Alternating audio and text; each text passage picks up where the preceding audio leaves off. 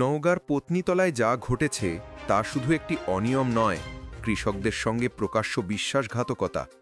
সার সংকটে যখন হাজারো কৃষক মাঠে যাওয়ার আগেই হতাশ হয়ে পড়ছেন, ঠিক তখনই একজন রাজনৈতিক নেতার ঘর থেকে গোপনে মজুত করা ৩০০ বস্তা সার উদ্ধার করল প্রশাসন। বুধবার সন্ধ্যায় সিহারা আর্মির বাজার এলাকার একটি ঘরে হঠাৎ ভিড় জমে যায়।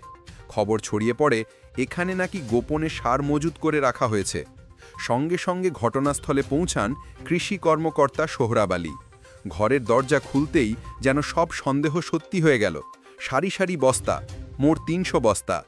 আর এই ঘর, এটি সিহারা ইউনিয়ন বিএনপির সাবেক সাংগঠনিক সম্পাদক এবং বর্তমান সিনিয়র সভাপতি সিরাজুল ইসলাম সিরাজের। অভিযোগ, তিনি সারগুলো গোপনে মজুত করে কৃষকদের সাথে প্রতারণা করে চড়া দামে বিক্রি করছিলেন। সার সংকট যখন তীব্র, তখন এতগুলো বস্তা লুকিয়ে রাখার খবর ছড়িয়ে পড়তেই ক্ষোভে ফেটে পড়ে স্থানীয় কৃষকরা। পাইকবান্ধা গ্রামের কৃষক রেজাউল করিম আর ওমর ফারুক হতাশ হয়ে বলেন, দিনের পর দিন সার পাই না, জমিতে চারা শুকিয়ে যাচ্ছে।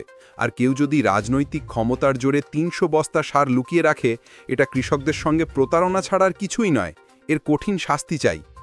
কৃষি কর্মকর্তা সোহরাব আলী ঘটনাস্থল থেকে প্রথমে ১০০ বস্তা উদ্ধার করেন।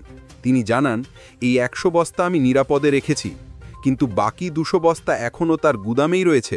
বিষয়টি নিয়ে তদন্ত চলছে। উদ্ধার হওয়া সারগুলোর মধ্যে ছিল ২০০ বস্তা সরকারি বিআরডিসির সার এবং ১০০ বস্তা বিশ্ববিখ্যাত ব্র্যান্ডের সার, যা সাধারণত কৃষকদের নিয়মিত বরাদ্দ হিসেবে দেওয়ার কথা।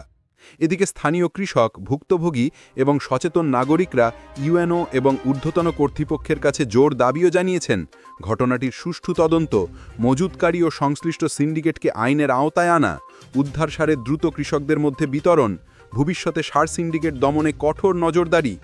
জেলা কৃষি বিভাগ জানিয়েছে, নভেম্বরে ডিলাররা মোট ৪৩,৮০০ মেট্রিক টন সার উত্তোলন করেছে, অথচ মাঠে সংকট। কারণ কিছু অসাধু ব্যবসায়ী সার মজুত করে কৃত্রিম সংকট তৈরি করছে। বন্ধুরা, এমন সিন্ডিকেট বন্ধ না হলে কৃষক বাঁচবে কিভাবে? কৃষি নির্ভর আমাদের দেশের ভবিষ্যৎই বা কোথায় দাঁড়াবে?